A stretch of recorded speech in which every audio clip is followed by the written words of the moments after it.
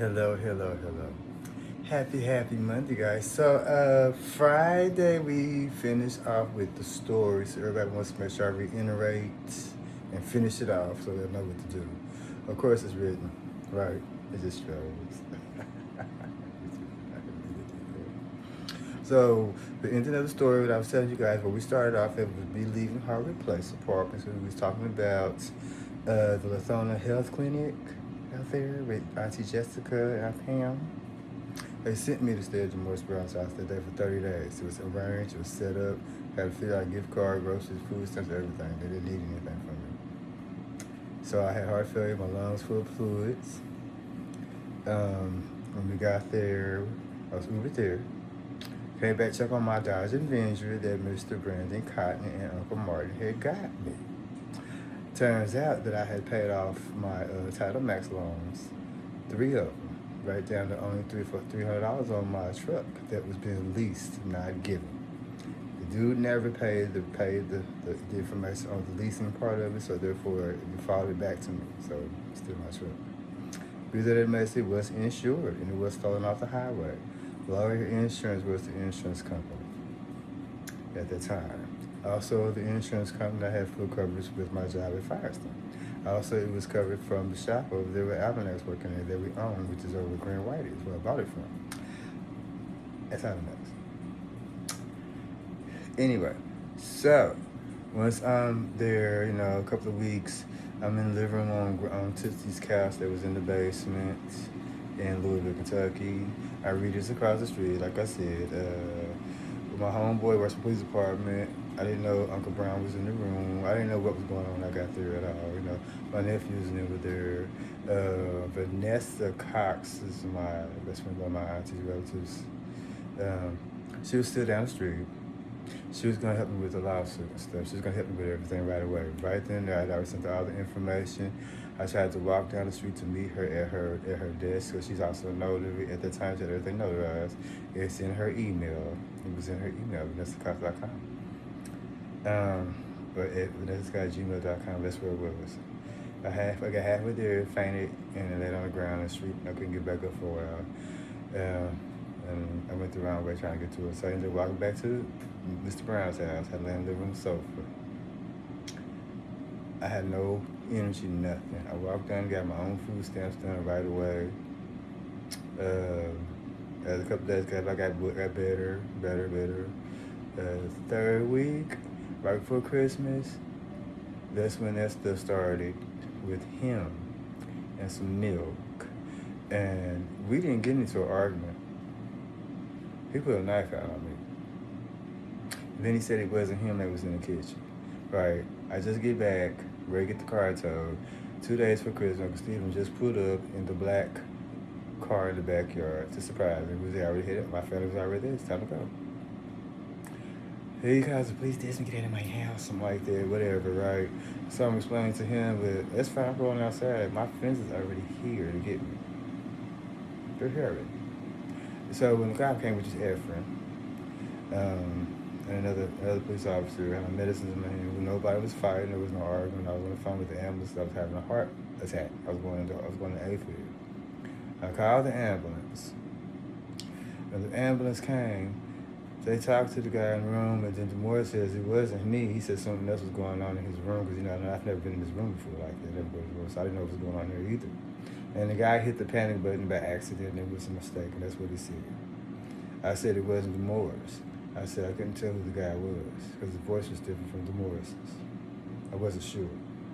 Anyway, I said, well, I just going outside. My family's already outside. I was trying to get my stuff together, because I was ready to leave. They were here. I was there. It was time to go. They locked me up anyway, illegally, so there's nothing wrong with your heart and stuff like that, right? My heart was still in AFib. I was outside. There was no fighting. There was no yelling. It wasn't together. There wasn't anything going on. And I can barely breathe. There was 2 things going on at the same time, so there stays the other event around the corner. And Rita knows all about it, because she was there. And then, I said, I'm in handcuffs down the street on Donnelly at the pre-place where they take you to, and he's checking my vital signs and stuff, Efren. And then and then he puts me in ankle braces, and I'm still having heart failure. And I said, does it hurt? I something like that, right? And I'm like, what's the time got? Yes, I'm going, we need to go to the ambulance. He didn't know I was a state employee then. I figured. So I said, I'm going to go ahead and let you go. It seems like there's going to be all right.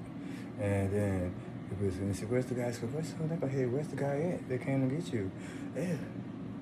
Then he takes me and books me. Anyway, we found a knife, and there's a knife and everything. There was no knife, there was no fight, there was no knife, there was nothing. There was no fight. There was nothing. So when they checked me right there at the Fulton County Jail, they checked my insulin, and my heart is in AFib. And she said, well, his heart is doing a few funny things. And she said, there's no reason to keep him here. You need to be there. There's nothing. And they said that. It's on video in the cop car. Why is he here? Right, my auntie works in medical. So she came up to get me from the jail. She said they were never supposed to call my name right there. They let me out. I'm supposed to be in the booking. They called my name 3 times. Mr. Clayton, please come out. And then they turned off the intercom. And then I disappeared in the system. And then someone stole my earrings. So from there, they had me down on the first floor. And then someone was coming down the ceiling. I didn't know who, I didn't know what that was or what that was going with that. And next thing I moved to the top. I moved to a whole other floor. And then all of a sudden, I'm missing. I'm not on the floor I'm supposed to be on. And guess who did that? Miss Kelly. So we'll start there for Miss Kelly, right? So while Miss Kelly is in the jail, a couple of other people were in the jail. They seen a tall person come in the jail who was wearing jeans and high waters, and he said he did something to the computer and messed the computer up. Let's say, the computer system's messed up. Let's say, we're having a government shutdown. Let's say, Mr. Coleman's in there and next thing Charles said, it's coming to get me. They were probably under the jail. And I said, Miss Grandma Dorothy was still alive at the time, and she was there to get me too. They came right in the jail to pick me on up. Mom had spinal surgery and had got robbed. A whole bag of money, paperwork, documents. Miss Mason knows all about it. Right, so every day that they released me, I was laying on the ground having heart failure, going into AFib, back to back. Heart failure, AFib, heart failure, AFib, release, he was released. Why is he still here? Why is anybody downstairs? Why is anybody out? So then Miss Jordan shows up. Said, I work for Cochran's Law Firm. I'm saying, is this Jonathan Goldie's sister? I haven't seen her. She was skinny last time I seen her. I was like, well, cool, get on out of here, right? Let's get it. Cochran shows up, he's right there, he got me right on out. I was already gone.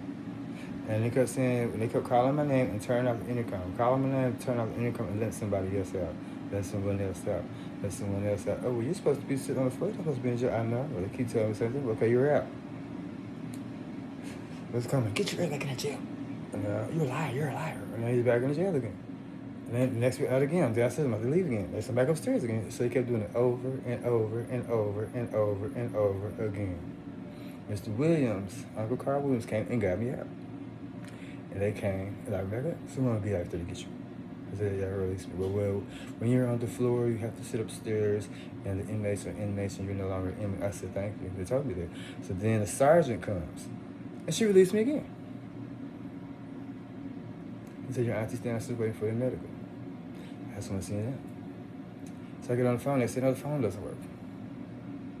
I can't get in contact with anybody. I'm thinking, I'm talking to my mom, I'm talking to my mother, wasn't even mom, because she was still having surgery. So when they released me, I'm supposed to go right to Mr. Williams, and they're supposed to take care of that, and send me right back to my house.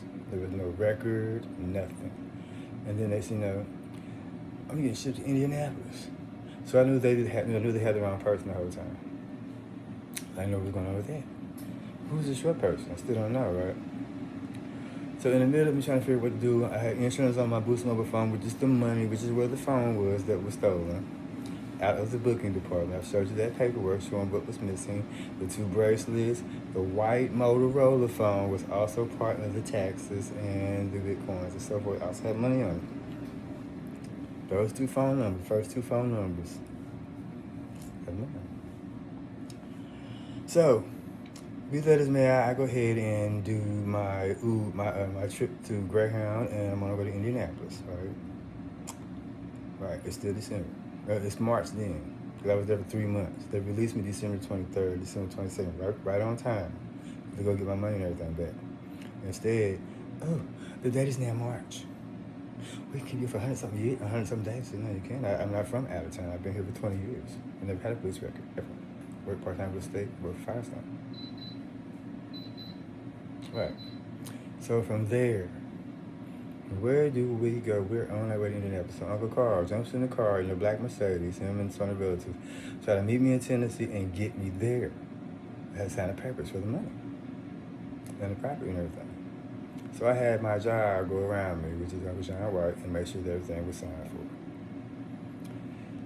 for. Then, from there, we're dealing with Charlotte and them. I don't know what Suzette said. I don't know with Debbie anymore. I'm on the phone with her, telling them I'm over the Indianapolis. I see you guys doing stuff. When you give him a car fixed and everything like that. I said something wrong with the situation with Miss Kabuki and stuff and Uncle Spencer. I didn't understand what that was. With Almanac and Boogie and Marika. And you know, Marika's my best friend, you know. In that time, they're actual aunties and uncle on my grandma's side. So, you know, they're our relatives, second generation. So, I didn't know what that was. But someone was still using my information then. This is another relative. Had people coming in from overseas, from where I was candy, from the businesses to the factories. Everybody came to see me. The Vatican came in town and to see grandmom and all of them also. Important business to take care of. I was in paralysis, both my arms and legs. I could not walk. I was like, stuck, couldn't walk. Had to walk like this the whole time. 3 months I could not walk. So I'm in Indianapolis. I finally made it to Indianapolis. My mother did not make it to Indianapolis on time. Someone else was. She's never been a little bitty skinny girl with no breasts. My mother's never been this tall. She's this tall. So it was my mother. That's my son is here. Like that. I said, that's not my mother. I said, okay, who's this lady in the blue car? Is it iPad? Okay.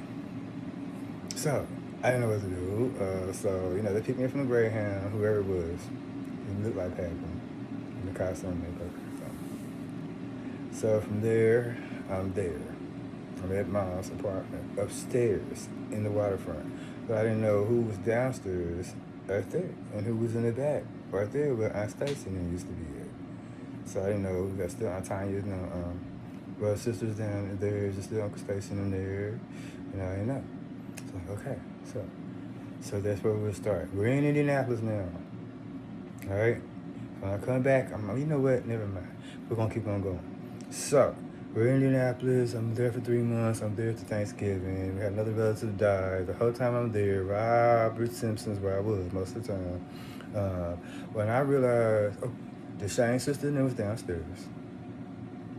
Edmund and Uncle Stephen brought my black Avenger to Indianapolis. They brought her. I'm looking at Edwin down the street. I'm screaming, hey guys, I'm right here, you know, but I scared to crack the door because I was looking at my mother like, that looks like my mom. So I'm like, that looks like Blue L. So I'm like, who is this, right? So I see 3 individuals dressed up. So I called Greg and Mr. Tricky. I get my guys on the phone, my cousin, my brother on the phone. Okay, so what's the deal, you know? Where's Tiff at? Where's Faith at? Where's Relish? What we doing? You know, what's going on? I'm here. And I'm looking at all this weird stuff going around me. I'm like, what the heck? I have a beautiful, nice apartment that I earned. Good job, everything. So I'm like, okay, what is wrong with this picture? Where's Marlon? Where's Aunt Loretta? Where's Aunt Didi? Where's everybody at? So that's where we're at now. I stop right